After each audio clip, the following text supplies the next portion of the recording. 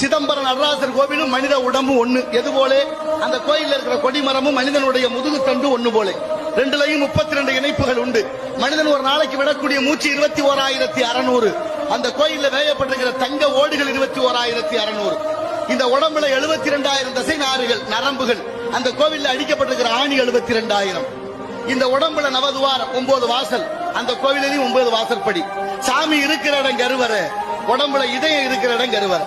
எல்லா கோயிலையும் கதவு திறந்தால் கருவறை விக்கிரகம் சுவாமி கண்ணுக்கு தெரியும். நடராசர் கோயில் அப்படி இல்ல, உள்ளே நுழைந்து இடப்பக்கமாக சென்று நடராசரை தரிசிக்க வேண்டும். காரணம், உடம்பு வைத்தே கட்டிய கோயில். இந்த உடம்பு 2 கூறு, ஒன்னு வலக்கூறு ஒன்னு இடக்கூறு. இடப்பக்கம் தான் இதயம் இருக்கு. இதயம் இருக்கிற இடத்துல தான் இறைவன் இருக்க வேண்டும் என்று எண்ணி அறிவியல் வளராத காலத்திலே கட்டப்பட்ட கோவில் சிதம்பரம் நடராசர் கோயில். இது